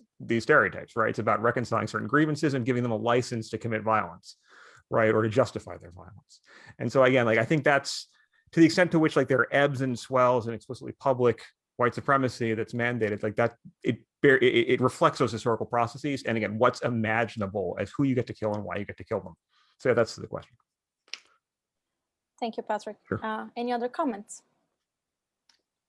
I had to miss a tiny bit of that. I'm so sorry. So I don't know if I got mentioned, but the other thing that the only thing I could add to what Patrick has said, which is brilliant, is it and I think this is something we have to sort of see as almost an empirical question, and something to be sort of tracked and measured over time. But it would not be surprising, and again, I think I'm pretty close to Patrick here, where I don't like the sort of self-narration and then the sort of official narration of like who did this and why and all that jazz is like somewhat immaterial to that. We just went through a long period of the explicit state sanctioning. So it's always implicitly state sanctioned, but we just went through a period, right, with the explicit state sanctioning of certain kinds of violent modes, right? And like the invitation for this, like, it's like really weird. We kind of memory hold this. And some people even do this like very sort of like formally in their nice academic reading, but like, right, there was like a uprising on January 6th, like in the Capitol. And it's something like he hopes that one day our side gets to do that, but like wins. Like it's kind of funny that like we kind of like memory hold this and be like, oh, those people don't like go anywhere, like it still exists. And it would be unsurprising, especially in a period of sort of rebuilding. So like the idea that like there's this like constant like go back to normal thing that I find very fascinating. This maybe gets too theoretical, and I apologize for that like gesture from me. But there's like the go back to normal thing with COVID, but not really. There's the go back to normal thing in politics as well. And to me, this is very, very funny because like what is that like back to normal now, I suppose means like we have two major parties as I sort of gave a rough schematic, right? One is sort of neo-fascist, right? So like Trump is still dominant, and sort of Trumpism, whatever you want to call that, right, is dominant in the Republican Party. Whether that is a break or a continuation or intensification of pre-existing republicanism, we can debate that. That's great. And then on the other side, we seem to have an emerging synthesis, and this is really unfortunate. And many of us have talked about sort of like activists and other left organizing pushback, but the sort of synthesis of this at the political level has been to sort of push it towards this kind of liberal nationalism. Like, oh, we can like maybe carve a little bit out of thinner margins, right? There were much thinner margins in the 21st century than there were in the mid 20th century. Like a little bit of margins out and do this. So like that's the ascendant project now, but the people who are pretty hardcore on the like xenophobic like version of nativism, on the like patriarchy, and that's like right, the incel stuff like gets in there, right? Like, and on maybe some of the Christian aspects, like they didn't like go anywhere, and it would be very unsurprising historically if you wouldn't have like increased sort of both sporadic and then planned levels of violence. Like that's just a thing that would happen. Thank you. Any other comments? Yeah, just real quick on that sort of the incels are also there. I guess I want to say that I often see in the sort of cycle of increasing explicitly white supremacist organization and action that often what precedes that immediately in the cycle is a long period of explicitly misogynist organization and action, and that there's a connection I think that's often not made between the sort of xenophobic sense that these foreigners are taking our jobs and the sense that women have taken our jobs and caused this kind of like economic displacement, and that these two really feed into each other. And I sort of feel like, you know, anti-queer, especially anti-trans right now, but anti-trans sentiment and then that's totally right, explicit anti-feminist sentiment are like the canary in the coal mine for the whole kit and caboodle is about to come out.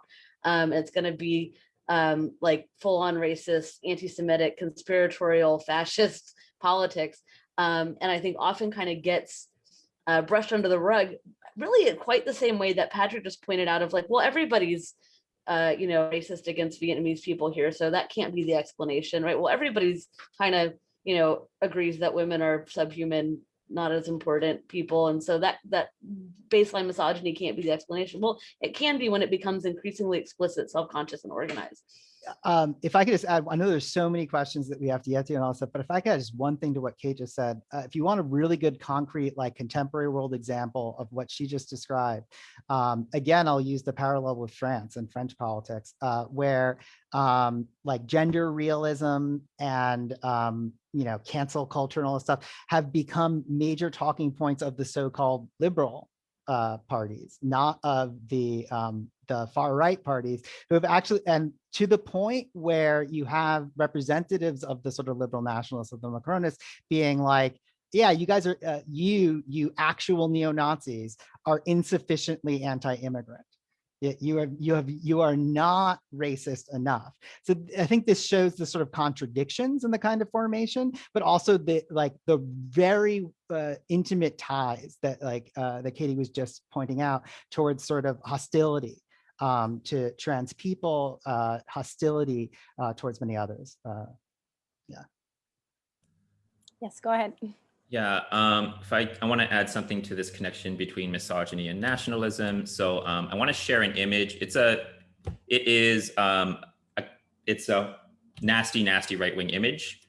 So like, actually, like if there are like kids around, like don't let them see your screen. I don't want them their like psyches to be polluted with this crap. But this is from late last year. This is in response to, there was a report about some like Chinese woman was accused by anonymous intelligence agents of trying to form relationships with politicians in the US. I think it was like kind of a non-story. They didn't say that actually anything illegal had happened, but the right had a field day with this story, leading to cartoons like this. And I'll stop sharing. It's awful. It's like the right-wing nationalists, they they love any story they can use to beat up on China. But with this particular story, there was like a level of like libidinal investment in it that was like very unique. So this opportunity to conjoin xenophobia, racism, and misogyny, and to import these ideas of like fetishized Asian women and into like these narratives of so-called like Chinese influence, like there was a special kind of energy that came out into that. So I think there's probably a lot more that we could do in terms of a feminist critique of the entire US versus China New Cold War, which, yeah, like as others have mentioned. Yeah. Thank you. So our next question, maybe Ajay and Toby could address it first, and then if Patrick and Kate want to add, that would be nice. So much has been said about the ways in which model minority myth is weaponized against other racialized groups, such as Asian Americans, as shaped by highly educated post-immigration act.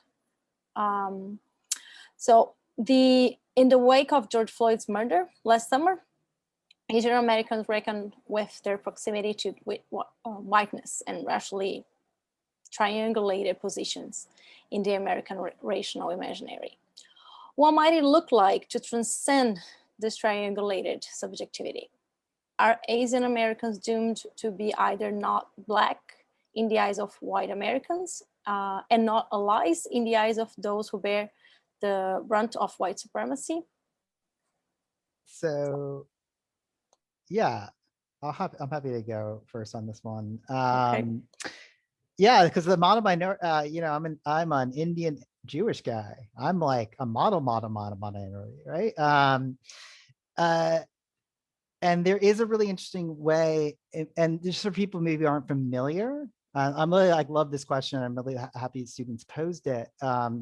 Maybe not everyone's familiar with this idea of a model minority, right? This is like, right, if there's the like bad immigrant, right, who doesn't assimilate and all this kind of stuff, right? There's like the endlessly pliable and flexible and complacent, and like you already hear both the gendered and the racialized languages here, right?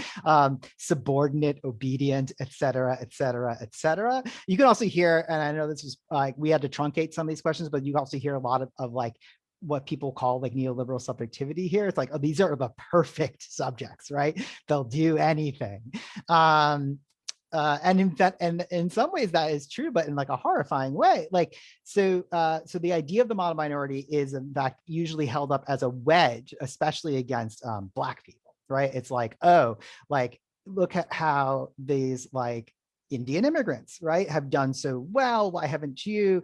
And it's really quite funny because it's like, it's predicated on this weird race realism. I was joking. I wish I had the stats in front of me. Unfortunately, I don't, but it came up just in the pre-conversation to this conversation. I think here in Queens, one of the most expensive zip codes is that it is populated almost exclusively by I want to say Nigerian immigrants, but it is some West African immigrant population. So of course, those are Black people. And so a lot of this actually has to do with the way in which the immigration system itself works in the United States. So I'll use my own family as an example. Like my father, right, comes from a very low caste and very low class position in India, but showed a pretty strong predilection for being good at like physics, which was a very hot thing in the middle of the Cold War. So here comes the US government with, being like, hey, why don't you come over here and do some of that physics over here? Right? Like that's like a real, like, and I'm sort of being tongue in cheek about this, but like, that's like a real thing that shapes that system. But I think probably the student's question gets more at the sort of ideological thing, the way in which this is used. It's also a myth, right? So it's like not all Asians are successful physics people and like all this jazz, right? And I don't just mean East Asians or South Asians or Central Asians, whatever, Middle Eastern people, doesn't matter. Like, right, like, and of course, everyone should really read Said on this. So it's like that, you know, Orientals in the classic text, everyone always thinks it's about like the negative tropes, but it's not. It's about the power to create and cast cultural images, right? And who has that power and how they use it. And if you look at that document that Toby was having us look at the end of his presentation, his opening presentation, right? It like is like textbook model minority, right? It's and it's like a philo-Orientalism, if you will, just has philo-Semitism in the US is especially only really been embraced through Zionism. It's like, oh, you have your own state now and you actually are loyal to through all the anti-Semitic myths, right? And so like, there's like a weird philo-Orientalism, like, these are the best people. What are you talking about? There's no anti-Asian hate. They're doing great. And the sort of last part of that is like, is this like a forever curse? It's almost like an Asian version, I guess, of like a version of Afro-pessimism. And I don't think it's a forever curse. I don't think it has to be. And there are really good examples, and maybe others will cite them. You know, the Boggses are really good people to cite who worked on this. There were a lot of people in the 60s and 70s, especially, who were working across these lines specifically to do like, who had come out of particular movements, but were stitching together like comradely movements. And like, that's maybe the most like jabby thing I'll do there, which is with like condemned to sort of forever be allies or something like that. I actually do like that argument that the sort of idea of comrades is more powerful than the idea of allies. Allies sort of, and maybe I say it's because I am, in fact, a dirty, miscegenated Jew who like thinks those things are okay and reads Marx and teaches it to little children and all that jazz. But like, of course, like, if we're forever allies, then we're forever sort of separate, right? Working together. I mean, it's not terrible. And I think it's maybe an okay place to start. But when I'm a comrade with someone, maybe we're not best buds. Maybe we're not exactly the same. Maybe we have a different religion, different things.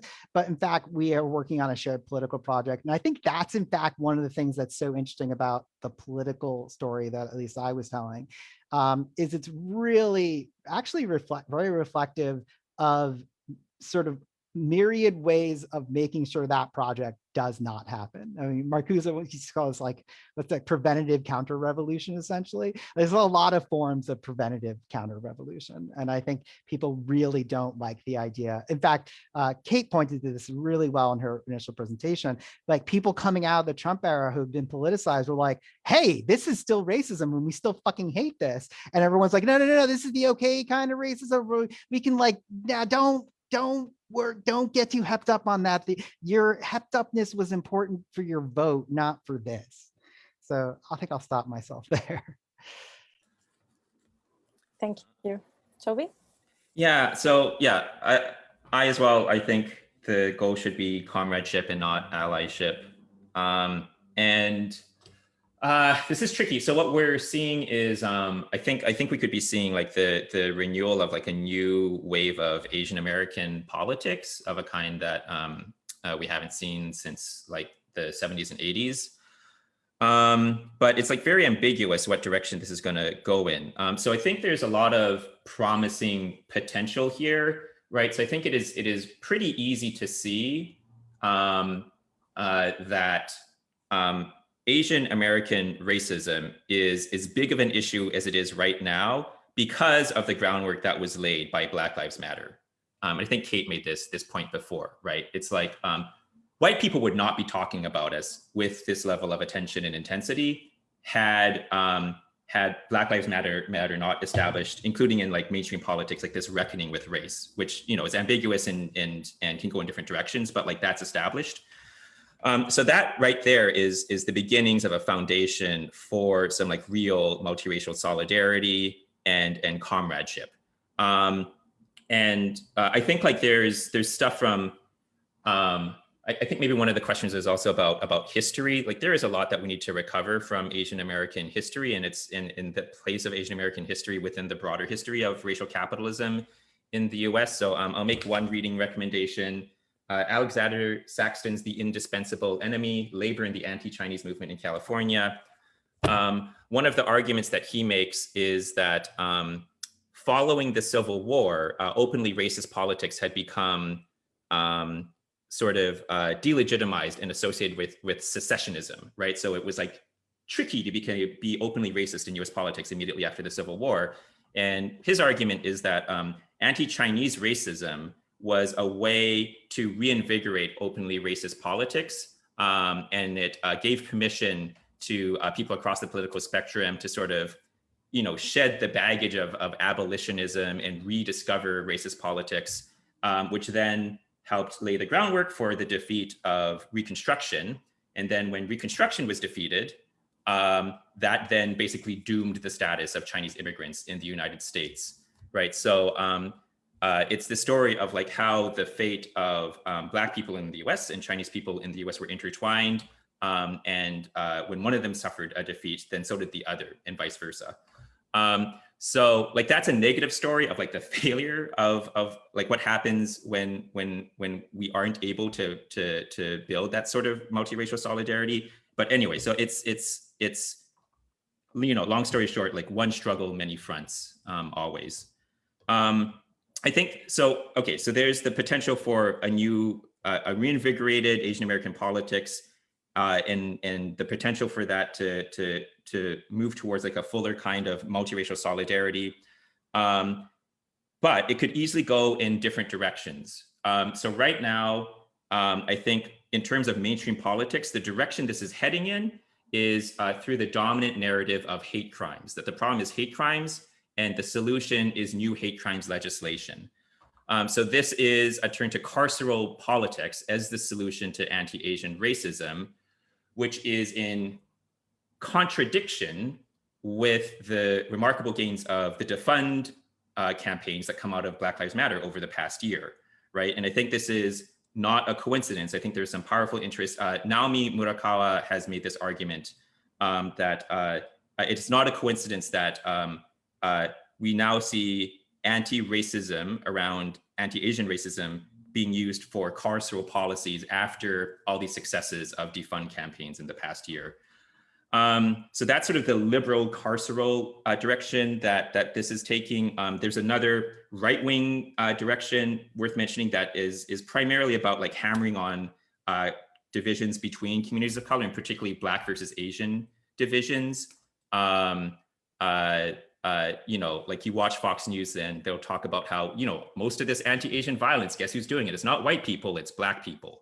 Or they'll talk about, what the real anti-Asian racism is? It's affirmative action. So we need to bring the Asians to the right so we can fight affirmative action and get them on our side of like protecting society from the dangerous people of color, right? And so on.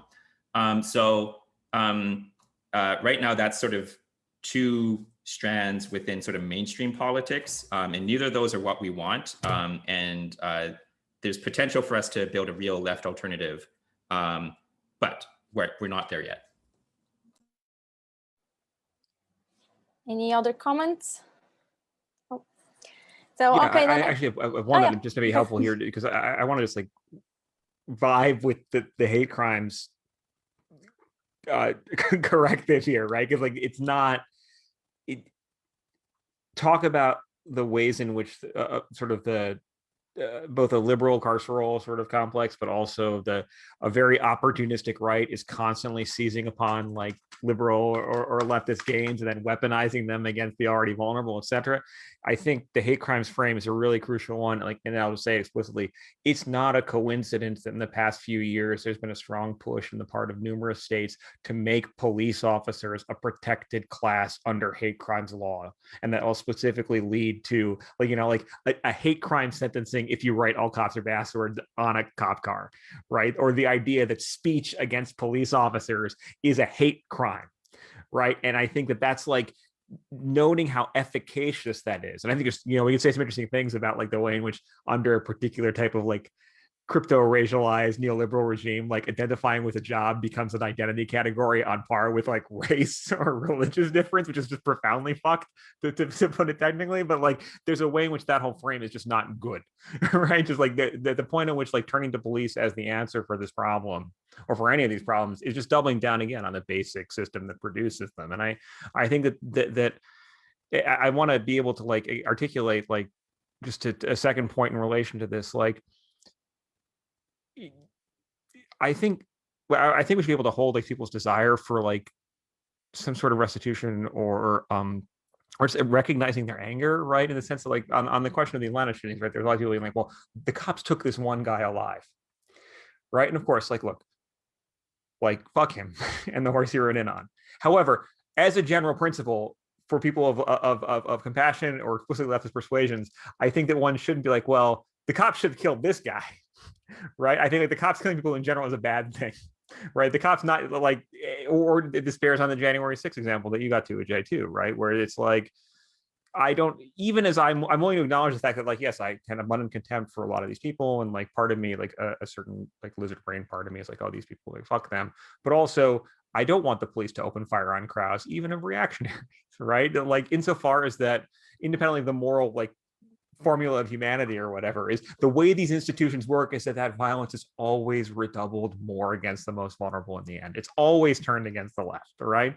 There's no way in which like indulging that punitive desire will hurt the same usual suspects in the end. And I think the other way to think about this, and this is another sort of useful rejoinder just vis-a-vis the question of like model minorities, it's very striking how on the right, and even the mainstream right? This isn't like far right stuff. There is the image of Korean immigrant shop owners defending their properties against in the Rodney King riots is turned as like this is wonderful. This is great. These guys, they have shotguns, they have Uzis, they're on top of their shops. When the state fails, there they are with guns showing up to protect what's theirs. And it's a really kind of a vicious thing insofar as on the one hand, this is a story of state failure and repression, but also what warrants it is, as we've all said, because who they're turning those weapons against, right? It's black rioters, right? And this, I think, gets it to ground this in another thing, to speak to something that I think is present now. After every moment of exemplary violence that captures public attentions, there is a corresponding series of stories, but also an actual empirical push of people in that group buying guns, right? After like, and you can read the data on this, and part of this has to do with the super saturation of the white gun owner market, but there are increases in Asian American gun ownership. There have been increases in black women specifically owning guns, etc. And like, I'll stipulate, not my job or ministry to tell people what to do, right? People are in awful positions. Just, I'm not going to judge anyone's individual choice, but I would just say that there's such a quintessentially American sort of faith, was the way the discourse is telling you, just get a gun, you fix the problem. Whatever the structural exposures you may have, the fact that the police are probably at the end of the day, you may participate, may shoot you because you have a gun all the more, no matter who you are, or the fact that gun may be turned against you or against your partner, etc. Right? That there's some sort of like there's some sort of like faith in what I guess you could call the righteous vindication through violence, whether it be through personal like acquiring a weapon or trusting the police to kill the right people this time. That's a trap. Right. And I think that that's a real, I think that having a sufficiently robust, polished politics of comradeship, right, should be one where it's like, well, look, like, you know, if participation in the repressive state apparatus explicitly or as its self-deputized paramilitary wing is a solution, that's not really, that's a solution that comes with some serious risks and that may ultimately double down on the problems, right? Participating in whiteness is not safety from whiteness at the end of the day. And I think that's a point that just needs to be said. And the extent to which that can be said compassionately, I think it's a good thing. Thank you, Patrick. So there's another question. Yeah, sure. On this point, sorry. Okay. I actually really like the conclusion about participation and whiteness, because I actually think that's like very important to this question of the model minority and how that actually functions versus the reality, right? And how that functions through a couple things. One is the family, right? The reality is, and I think we said this, but it's important to say it explicitly, most Asian people in the US, most Asian American people and Asian immigrants are working class. And in fact, Asian people constitute some of the poorest, lowest paid sections of the working class in lots of cases. And that's really obscured by this model minority myth. And it's partly obscured through the structure of low-wage service industry work through the family and through an immigration system that uses the family as its mechanism for immigration. And the book that I read about this that I found really good is called Forbidden Workers by Peter Kwong. And he writes a lot, actually, he's written a lot about the labor movement and the question of race and racism in the labor movement.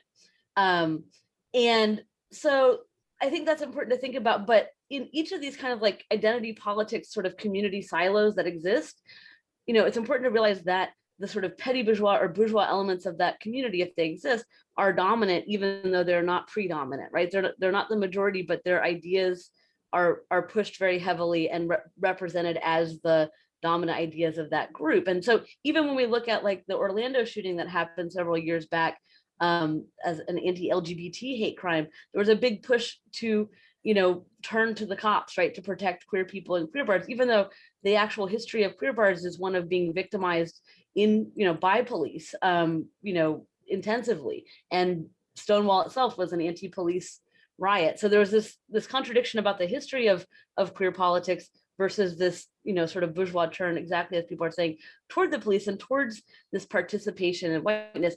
But I would push back a little bit on you, Patrick, about the question of whether or not guns itself is inherently a process of participating in whiteness, and lean into a little bit that idea of comradeship versus allyship. I mean, I am a scholar of South Africa, and South Africa's recent history, I think, has the kind of most extreme example of an alternative to that ally model and to that sort of coalition of bourgeois identities model, which is this quite expansive politicized definition of Blackness that in fact included Asian communities in South Africa, right?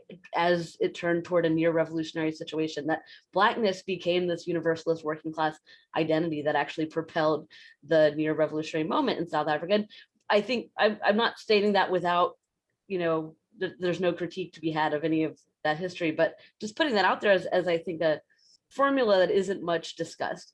In the US, the closest thing that came to that, and again, not something I'd put forward without critique, but just backing up a little bit of what Tobita said, is some of the attempts at coalition turning to comradeship with the Black Panther Party, which of course was an armed organization. And the book there that I would read is Black Against Empire, the authors of which are escaping me from the moment. No, it's Joshua Bloom and Waldo Martin, I think, are the authors of Black Against Empire, that really get into that question, right, of this international view that's against the imperial crimes of the US abroad, as well as the anti-Black racism at home and the kind of exchange that took place. There's a shorter essay on the politics of that called Black Like Mao by Betsy Esch and Robin Kelly. So that I think is worth reading on that topic. So anyway, those are a couple of thoughts that I wanted to float out there. I personally would say guns do not necessarily mean participation in the state violence or parastate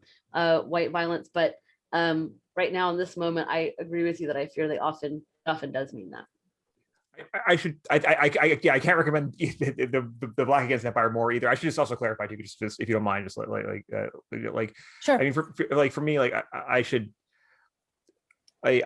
guess what I was trying to say there, which sort of hedging is like, yeah, I don't think like owning a gun to court makes you anything, right? Like if anything, like talk about a weirdly pernicious category, like the idea of a gun owner is a weird identitarian thing, which I'm like, I don't even know how that. It would be fun if we didn't pretend to disagree about things occasionally on these things. Right? Yeah. But that's true. I guess like the one thing I just sort of wanted to sort of say is that like the weirdness of these double binds, right? Where it's like, please defend yourself. You're left in the position where you must defend yourself or engage in community self-defense. But then if and when that culminates in your being killed like a police officer, the very fact that you were enjoined to defend yourself becomes the warrant for their killing you, right? This is like the sort of the Philando Castile type thing, where it's like there's a point at which like these are really sort of desperate gambles that people have to make in full consciousness of like the risks. And it's very striking that, I guess, to pilot the agreement, right, is that there's a way in which on the far right, or it's on the mainstream right, it's like we're just going to throw individual gun ownership at the problem, whereas in the liberal sort of like carceral impulse, it's like, well, then we're going to throw new guys with guns at the problem. Community policing, right? Like there's like have a gun by proxy with the right authorities, and there's something about that I think that precisely the type of stuff you're talking about, which is a sort of an intersectional consciousness of comradeship that cuts across precisely that like status boundary or these like specific individual like responsibilized lone gunman type thing, but instead about like an ethos of community aid, self-aid and mutual aid and self-defense, which is all about other things besides just the guns. If it's going to work, I think that's good.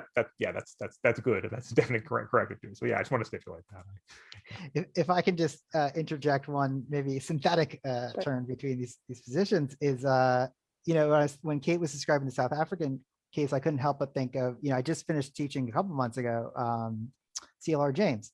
And if you read Haitian constitutions as they develop post-revolution in the early 19th century, the definition of Blackness changes, and it becomes, it keeps enveloping more and more. And it's a really, really good example of using a sort of what is in fact a radical labor category that's James's point, right? A radical labor category, but then that includes more and more, up to the point where in fact it starts including certain kinds. It's like, oh, Germans and Poles, those are in Haiti, those are Black people too. It's like very funny in a way, but it has like a salient power. And I think it sort of also like gets at maybe like the turn to like hate crimes legislation, so the turn to like wanting to empower police action under current conditions doesn't mean that one is disavowing the use, if I can get super theoretical, of violence in all situations, right? So if we're going to perform the like Chomsky-Foucault debate, I still think Foucault was right. There's not going to be like a nice universal moralism to this, and it might seem really far from like the questions that we started with, but like part of this is about like the invisible labor of Asian women. When I try to describe the global economy to people, I often use like this thought experiment where I talk about like how remittances are like 25% of the Filipino economy. And like, where are those coming from? Well, it's like dudes who get shipped off to the Middle East primarily to do manual labor under slave-like conditions, and women who get primarily shipped off to Europe and North America to do domestic labor. And this is just like, right, that's like not part of our like China story. One note, a bunch of teachers and nurses too, which is really central to I should have said care work more broadly. Yeah. It's not just domestic labor. You're absolutely right. But like in droves, we're talking about huge numbers of people. But like, we haven't even mentioned the word for Filipina. It's not our fault. It's right. Literally, it's an ideological effect. It is invisible. And part of the challenge here, like of any of these grand projects of making it visible, it's not going to be like a pretty picture always. Like it's going to be a very confrontational one, as we saw with even the Black Lives, to my mind, the Black Lives Matter stuff from this past summer was actually quite, it's very, very good, quite mild. I can imagine people going much further. And so like, right, this is the kind of thing I think we have to be imagining when we're talking about these kinds of politics. That's it. I'm shutting up. Thank you all. So I think, well, I will ask, I think, a last question because it's almost 8, but then I will also hope that this one gives you space to offer your final comments, okay? So how do we break the cycle of historical forgetting that insists upon erasure of anti-Asian violence and exclusion? How do we recuperate radical political possibility in an identity or collision Asian American? Something akin to its origins in the 60s and 70s civil rights movement, Third World Liberation Front. Is this time for a new political configuration, one grounded in intersectional politics?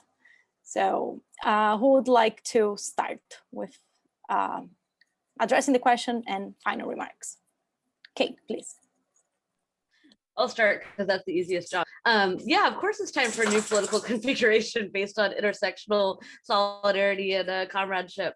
When is it not time for that? But I actually think it's especially time for that right now because it's more possible right now than it has been in a lot of moments of my life ever, maybe in my life. And that's out of, I think, some things that we've talked about right now, particularly this really quite historic mass uprising against white supremacy and against police violence. But that was preceded by a wave of women's struggle, really class-oriented women's struggle and queer struggle that swept the globe, that we saw mass strikes in multiple countries that actually won gains. And I think we wouldn't have the kind of anti-racist, truly working class, I think, rooted uprising that's happening right now, and one that's really quite rooted in feminist and queer sensibilities as well, if it wasn't for that sort of immediate preceding moment, and if it wasn't for that, even that sort of immediate preceding moment of what now looks much goofier than it did to me at the time, the kind of like Occupy politics of the 99% and all that kind of stuff, the movements of the squares, that these are things that kind of have built on each other over time in a way that does make a new political form of solidarity possible. And I think, for me at least, what's less important than the way that we conceptualize or phrase the coming together of different elements of this is the actual coming together of them in practice. And I will say, that I think I see a lot of hopeful parts, a lot of hopeful moments taking place and occurring, and even a lot of hopeful tensions that are productive tensions taking place. That I've seen, for example, a lot of this discussion about tensions between Black and Asian activists and Black and Asian communities happening in spaces of politically productive comradeship, right? Where that's the assumption, in a way that I think is distinct from the way that many of these debates have taken place earlier in my political life. And so for that reason, I don't know what that form is going to look like. I don't have a lot of prescription or prediction about that, but I do think that's the process by which it will happen, is enacting solidarity, making mistakes, correcting those mistakes. And I see that taking place. So that's where my hopefulness comes in here. I would like to continue.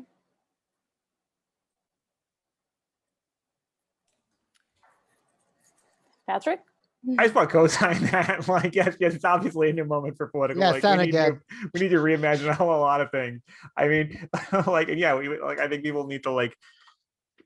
My one thought was just like a vis-a-vis like this thing I opened up. We were talking about like these sort of like distinctions, these maintenance of these protective structures, right? It's like conceptual and physical, right?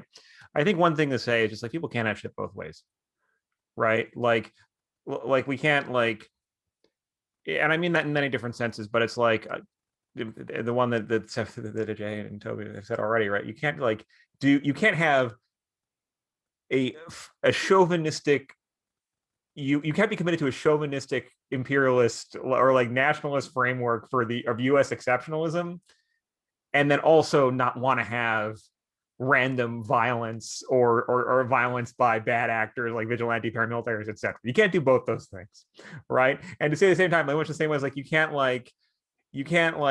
think that the police are a brutal, which I think they are, like force for protecting inequality, and then demand that they just do repression against the people you don't like, right? We can't like talk about like weird like the coexistence of incongruous things together that just do psychic work while also perpetuating certain basic structures. Like another one is like we can't like to take like I think liberals need to particularly get hip to this shit because the right, they embrace the contradict. They're very Whitman-esque, right? They contain multitudes, they contradict themselves, so what? Fucking deal with it, right? Whereas for like let's take the obvious one, like we can't simultaneously on the gun control frame specifically or on the idea of mass violence, we at some point people can't be both. We can't live in the country that has more guns than people, right? And it also has more people in prison per capita and like guns than any other country on the planet, and be the world's primary producer of both large and small arms, right? And then also have a mainstream political position where it's like, these weapons of war don't belong on our streets, but we should also give them to cops, and we need to keep giving the arms industry and the defense appropriation bills more and more. Like you can't selectively commit to violence and exceptionalism and then not expect someone to pay the piper, right? Which is also to say that like people need to be able, I think people need to like sit with the discomfort of vulnerability, not just vis-a-vis institutions, but also vis-a-vis not doubling down on these structures, but ultimately vulnerability with one another, right? Like that means forming working coalitions with people who have different conditions of precarity, different awarenesses, and then they confront you and make you feel uncomfortable. And people need to be able to accept that rather than basically just doubling down on doing the same shit over and over and over again, whether it be hate crimes or particular modes of gun legislation, particular modes of gun control, or doubling down on this great power shit. Like we've been there before. This doesn't go anywhere good. And in fact, it goes here. That's how we got here. So let's just try something different for once. Like, why not? If only it would be interesting. So that's my thought. Yes, it's the moment for that. Thanks, Patrick. Toby, do you want to go now? Yeah, so I think, yeah, so what this is pointing towards is, you know, we're going to see the continued rise of fascist politics in the US. In white nationalist politics, we're going to continue to see the rise of US-China tensions, escalation of US-China tensions, and xenophobic politics across the political spectrum, which will then further empower the far right, the white nationalists, the fascists. That's going to continue to be like a key front in political struggle here in the US. And so that means like anti-racist politics isn't going away either. And we're going to continue to have struggles over like, is it the liberal version or the left version that's going to define what anti-racism means? Yeah, so it is not a foregone conclusion how that plays out, but those are the conditions that create the potential for us to create this more robust form of multiracial solidarity. Yeah, absolutely, that's the task. Thank you. Jay? Did you? Mostly everyone's already said the things. I mean, there's like little tiny, the only things to add actually is a bit of yeah, I'll borrow a page from for this one from Mao, a little bit of self-critique, right? Like that self-critique to a certain degree, right? That among there's this debate also exists on the left, right? So we've mostly talked about the far right and the sort of center, right? But this also does exist on the left, or take place on the left. I even saw like, I think this has been self-corrected, but like there was like a hilarious like article in one of the DSA things like early on that was like, we have to show that our form of like American socialism can be better than Chinese socialism. And like, it's like so dumb. But like, I've seen that spirit like alive. And like, this is why what Toby and Patrick and Kate just articulated so well, I think, is in fact why when people are like, oh, like that's like a secondary issue, right? This question of trans rights, that's a secondary issue. This question of anti-Asian violence against women in particular, like, oh, that's a tertiary issue. Actually, no. That's the forefront of a struggle of a class struggle in the classic sense. And I would also stretch, Fanon has this great line about stretching class and anti-colonialism. I think it's very apt for the present moment, that we have to stretch these categories quite a lot. And the specific class positions, Kate was much stronger, went through them before about like petit bourgeois and different things like this, like can be very weird in moments like this. And I think Patrick's sort of admonition to be okay, like try to be okay with the weirdness, like it is a good one. That is a lesson not just for like owning the libs or like talking smack at the fascists, but in fact for ourselves as well. Thank you. So I want to thank first our students for suggesting this and our panelists to make it happen. It was great. I'm sure this is going to echo in our next classes, and we can continue the discussion. We didn't get through all the questions. Thank you very much, everyone, for being here. It was a real pleasure. Thank you. Thanks, y'all. Thanks all.